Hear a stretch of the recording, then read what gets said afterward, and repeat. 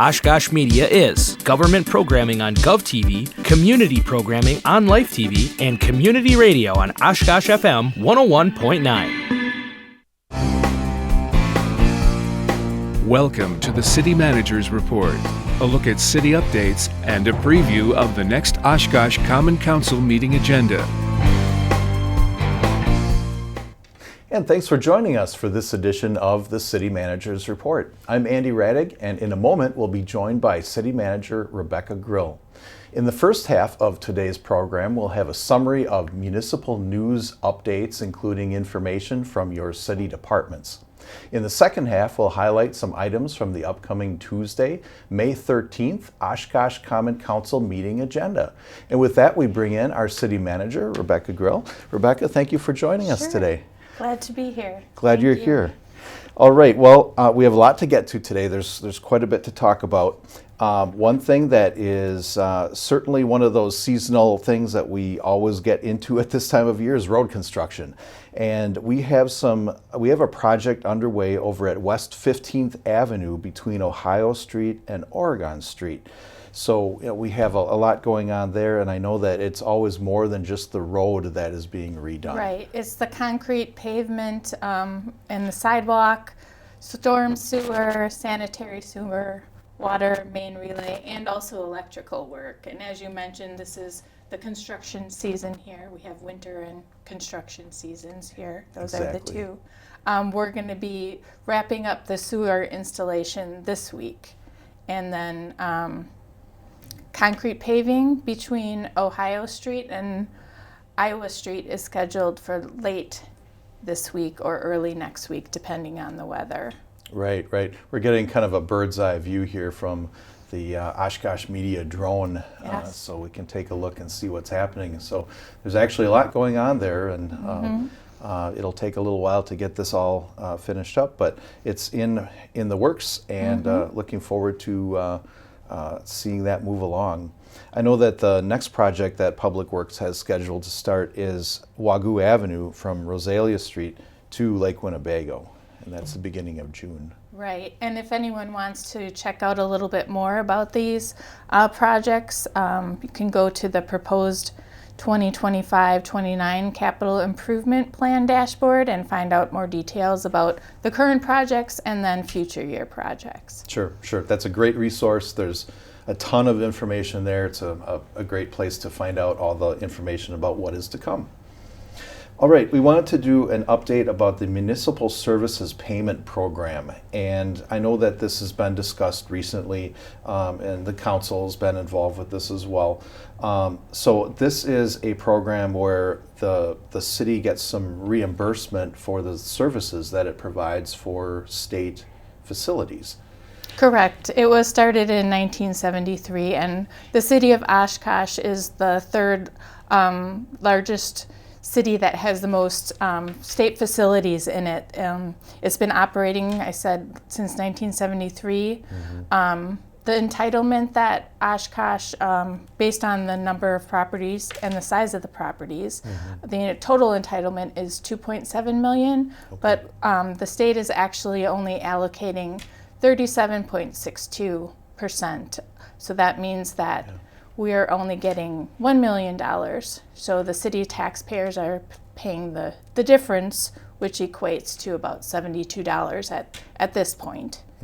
Okay, so basically that's how the impact is on a homeowner's property tax bill would be $72 if this were to be restored to its full amount. Correct. Okay, well, and this what this really affects is the fact that Oshkosh has a lot of state facilities, including the UW system facilities and other state agency buildings and such. Right, and they're exempt from property taxes, but we still do provide services to them. So this is in recognition of that, and we're just really urging people to contact their state legislators to urge them to include this in the budget that's being reviewed right now.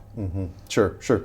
And if people wanted to make that call to somebody, it would be to their state representative, state senator, or I understand that the Joint Finance Committee has a contact as well, and we're seeing that up here on the screen. Right. They can email the budget.comments@legis.wisconsin.gov to provide comments regarding that.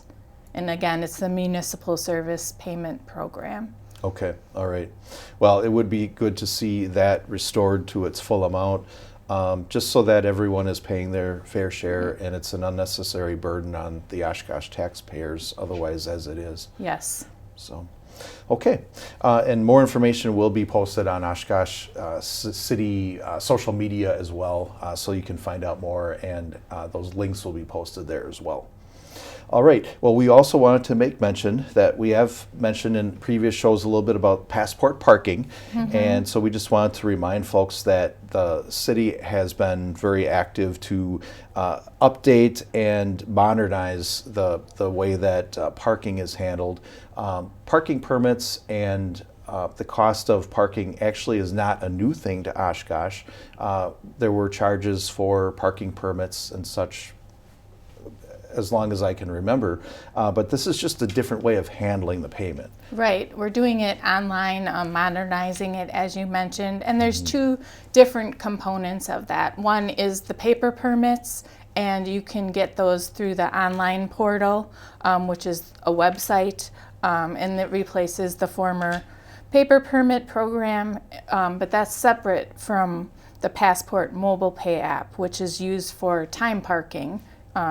Wherever there's a parking passport zone. So you can look for the zone numbers, put those in, similar to other cities that have apps for paying for parking. Sure. I've seen those in other cities as well. I know that folks must create a separate account for the mobile pay app.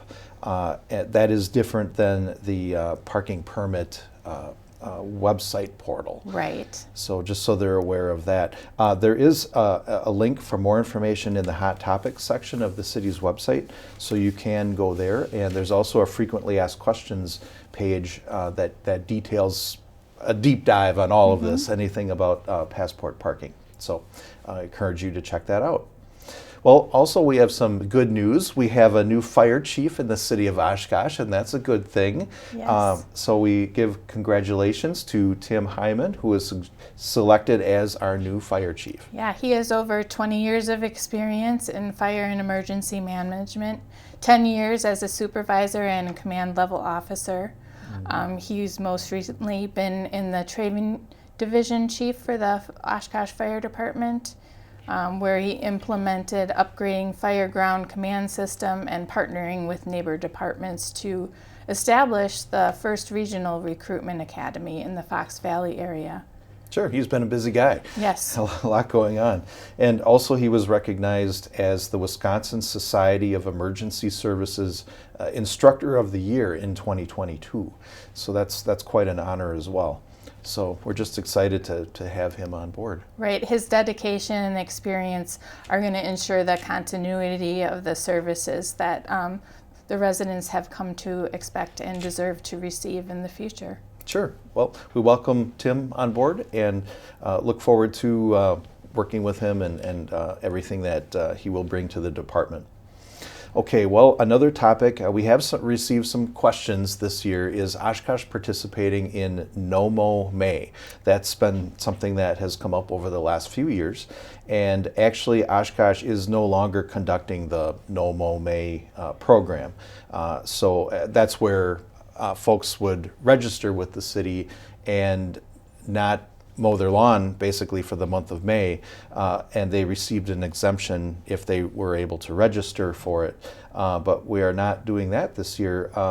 Instead, the Sustainability Advisory Board is encouraging folks to take some other actions. Right, and one of the reasons No Mow May is popular is to encourage pollination. It's been found that might not be the most effective way to do that, so there's different ways to provide those habitats, and we have more information on the Sustainable Oshkosh Resources webpage, where they can find out other ways they can promote the pollinator-friendly habitats. Sure. And as folks should know, the city municipal code, chapter 17, doesn't allow grasses or weeds to grow over 8 inches in height. So, really that's kind of the limit for how long things can be before it starts to become a nuisance. So just a reminder to folks about that one. All right. Well, speaking of being outdoors and enjoying nature, Oshkosh recently held an Arbor Day event. So our trees are important for our city, and they help with our stormwater issues. They absorb a lot of the runoff, and they keep our air clean. We recently had an event over at Menominee Elementary School. Right, there were over 100 students there, and we were able to plant 4 trees with their help during that time. So it was really exciting to be with the students, and each of them actually got to take home a tree also. Oh, excellent. All right, and then also the Oshkosh North Communities class planted 2 trees, and there was also a celebration on April 24th in Oshkosh Garden Club Park. So there was a lot going on for this. And Oshkosh really has a long history of Arbor Day events and other types of things. Right. Oshkosh is a Tree City USA for 44 years. So we meet the criteria to receive that recognition. Provides resources for the city and benefits the community with urban forest and attention to tree care. Sure. Yeah, it's a good thing for everybody. It really is. Speaking of plants and everything kind of turning green again, our Oshkosh Parks Department is ready to go for the warm weather season. And I know one particular resource that they have is their activity guide, and they have their 2025 activity guide posted on their webpage that is within the city's website, and that is a wonderful guide. It has a lot of detail in it of their upcoming events, and really it's a great time to sit down with the family and look at what's coming up and kind of do some save the dates in your family calendar for some of these things that are coming up. Right, so as you mentioned, people can find that on the park's webpage. We also have some of the park amenities available now.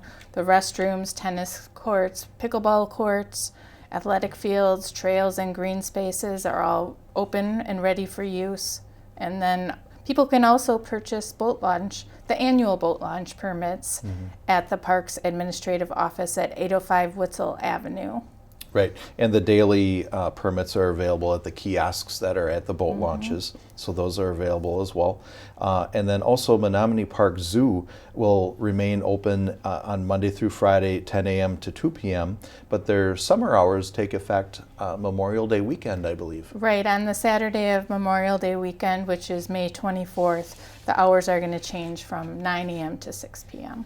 Okay, well that zoo is a really great resource that the Oshkosh community has, and so we encourage people to go and check it out and maybe even see Mr. Reeves, the new bear that's over there. So that's kind of a fun feature there.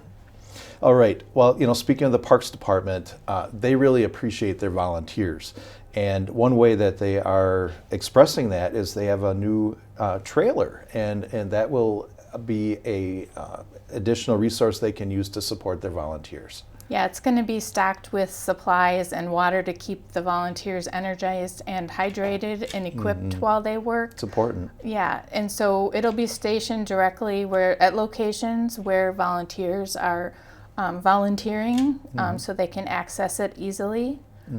And as you mentioned, the park department really relies on volunteers. They appreciate them. There's lots of opportunities. To find out more about those, they can go to the webpage, the Parks Department webpage, or call 920-236-5080. Right. We encourage folks to give that some thought, help out over at the Parks Department. They cannot do all that they do without the help of the volunteers, and especially with some of those major events that they have throughout the summer. So we encourage people to give that some thought and help out over at the Parks Department. Okay, we also wanted to make mention that the Oshkosh Community Survey will be coming around soon, and the survey actually has been mailed to some random households, so folks may have received a postcard that looks something like this, and also a paper version of the survey as well. So if you have seen one of these in your mailbox, this is a legitimate survey, and we are looking for response from as many folks as possible. But the full open participation survey for everybody opens on May 16th. Right. It'll be open from May 16th to the 30th. You can go to the city's webpage, the Polko page, and register, and then you can go through the survey there, and then Sure. once that's completed, we'll be posting the survey results on the same webpage. Right, right. Yep, so exactly. You can sign up ahead of time with Polko. That way you will get a prompt that the survey is posted. Otherwise, just go and look for it on May 16th.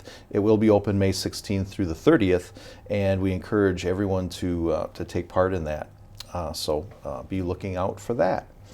Okay, another big thing that we have going on here at the city is our annual State of the City program. And once again this year it is a video presentation. It is coming soon. So we really have experienced a good feedback with doing this video presentation. And we're able to reach, I think, more residents more conveniently with this. So, Right, and the video is going to come out next week on Wednesday, May 14th. Part of the video is showing behind the scenes of city operations, our capital improvement projects like we talked about before, facility updates, development projects, and looking out towards the future. Also talk a little bit about awards, the Community Partnership Award presented to Dr. Eric Skate Club, and the Citizen Service Awards for people serving on boards and commissions, and those were presented on April 22nd's council meeting. Right, right. So we just wanted to make note that the State of the City video presentation, again, will be on Wednesday, May 14th, that you can find that on Oshkosh Media's YouTube channel, and it will also be aired on Oshkosh Media GovTV, which you can also view not only through cable, but also through the various streaming platforms and streaming devices. So plenty of ways to watch that video, and I know that in years past, there have been quite a few views on YouTube of that. So we encourage folks to check it out. It's a great look behind the scenes of the city, and I know that yourself, you had a lot of insights and information that you shared with residents in recording it. So we look forward to getting that out to everybody. Yeah, it was a great collaboration between myself, Oshkosh Media, and a lot of the different department staff, department heads, just talking about all the things that we wanted to highlight for the residents. Right. So we look forward to that coming out. Right, and again, look at Oshkosh social media, City of Oshkosh pages, and we will have some more details about it there. Okay, we also wanted to point out, this is just maybe a little shameless plug here, I guess, but Assistant City Manager John Fitzpatrick and Oshkosh Media were honored at a recent event. Right, so speaking of awards, Oshkosh Media, and as you mentioned, the Assistant City Manager John Fitzpatrick, who sometimes sits in and who sat in before I was here, he was recognized for 25 years of support for community media in Oshkosh. He received the Wisconsin Community Media's Friends of Access Award, which we have with us today. And the award is given to people who understand, support, and champion community media. Right, and in addition to Mr. Fitzpatrick's award, we also were awarded as Oshkosh Media with some awards at the Best of the Midwest Media Fest. and we earned some top-level excellence awards for the 2024 State of the City program, the City Manager Minute, which you are also recording and taking part in, and the Oshkosh Fire and Police Department Back to School Special. So this was the award for the Oshkosh State of the City 2024. So we were very proud to bring this home to Oshkosh, and happy that we were able to do that. All right. Well, I think we will actually take a quick break here, Rebecca, and we will be back after this short break to talk a little bit more about the Oshkosh Common Council meeting agenda. So we'll be right back.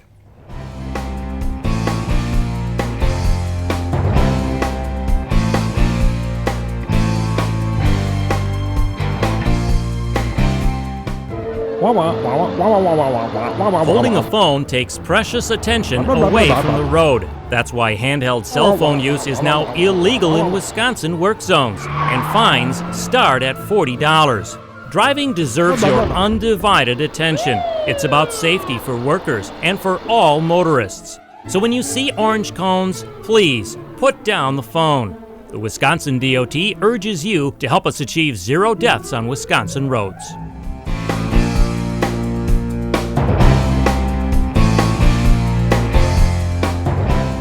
And welcome back to the City Manager's Report. I'm Andy Radig, along with our City Manager, Rebecca Grill.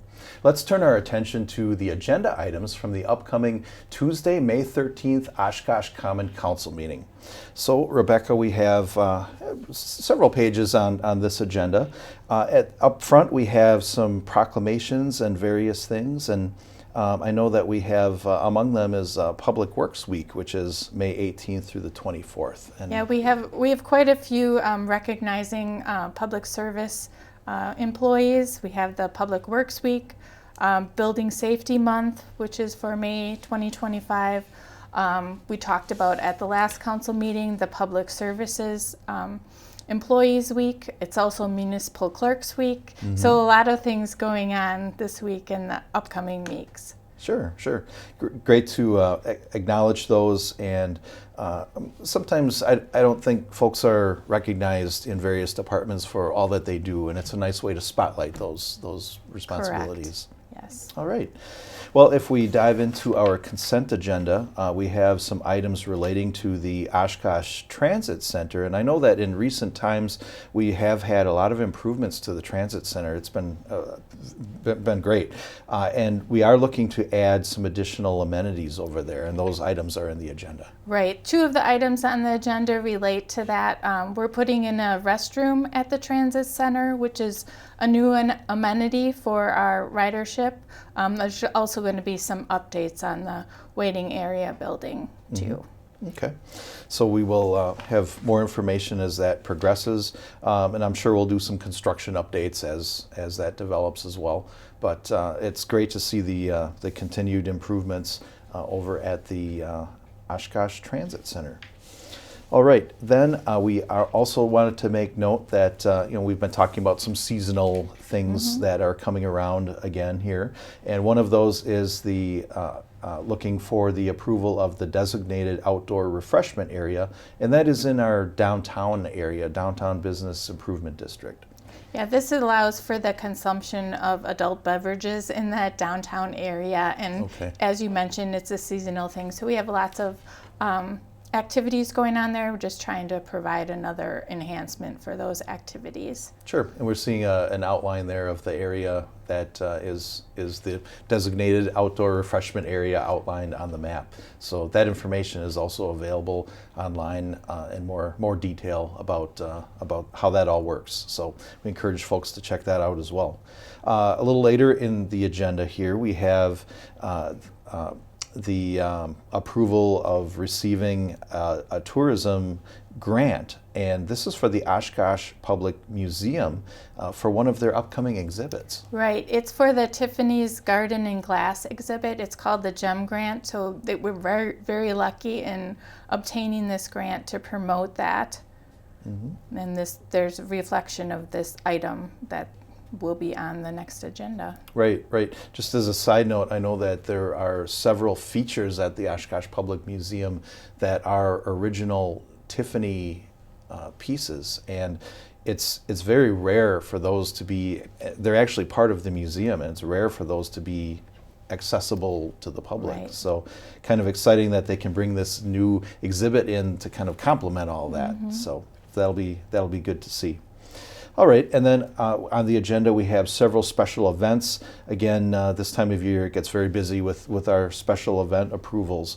One of those is UW Oshkosh has a big event coming up. Right, the commencement is coming up on May 17th, so we wish the best to all of the graduates and their families that'll be in town and celebrating that day.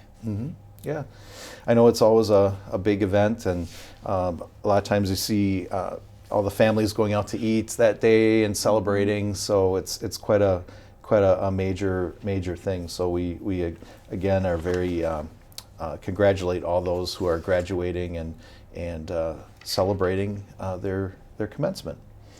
All right, then we also have toward the end of our agenda here, it looks like we're talking about some upcoming workshops, and I know that one of those relates to the streetlights and utility poles. Yeah, the council's had some discussions about this, but this is about the policy for replacing streetlights and utility poles that are owned by WPS. So we'll be talking about those before the council meeting on May 27th at 5 p.m. if people would like to tune in and see that.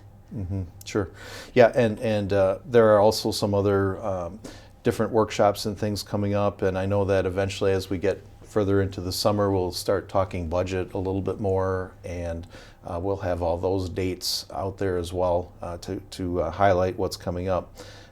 So definitely a lot coming up as we move into the summer season. Summer isn't always necessarily a quiet season around here. It's kind of when a lot of things ramp up as we look toward the fall. Yes. So quite a bit happening. All right, well, Rebecca, I thank you for joining us on the program today. I know that we had quite a bit of different information that we were able to get into, and we really appreciate your insights.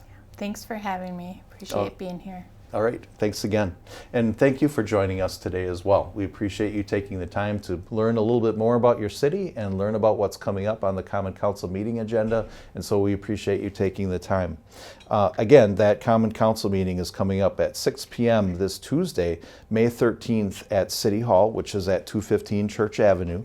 You can watch that live on GovTV, which is Spectrum Channel 10, UVerse Channel 99, and streaming on YouTube and OshkoshMedia.org.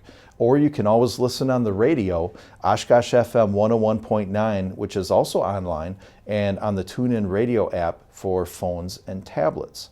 You can also use your favorite streaming device, including Roku, Amazon Fire TV, or Apple TV. Just search for the Oshkosh Media app and you can watch the live stream through your device.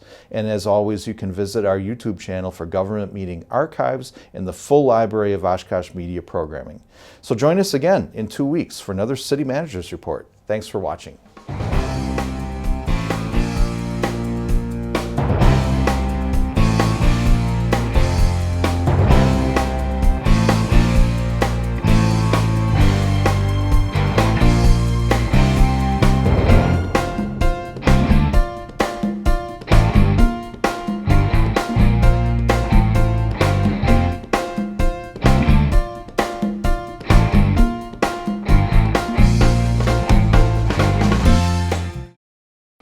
Did you know that the City of Oshkosh has a fireworks ordinance and that the fines for violating the ordinance have recently increased?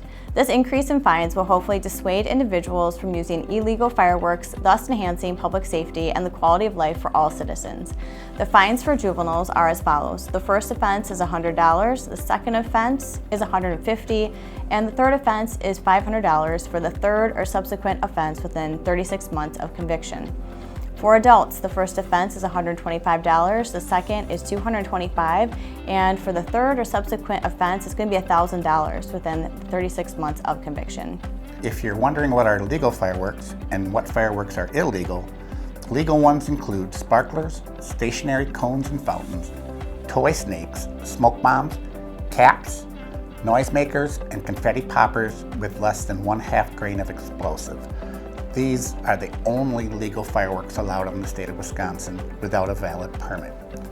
The illegal fireworks include Roman candles, firecrackers, bottle rockets, mortars, anything that explodes or leaves the ground. Only individuals or groups with a governmental issued permit are allowed to shoot off these type of fireworks. Permits that are issued or sold by vendors are never valid. We urge you to review the fireworks ordinance, understand the consequences for violating the ordinance, and ultimately choosing a safer celebration for all.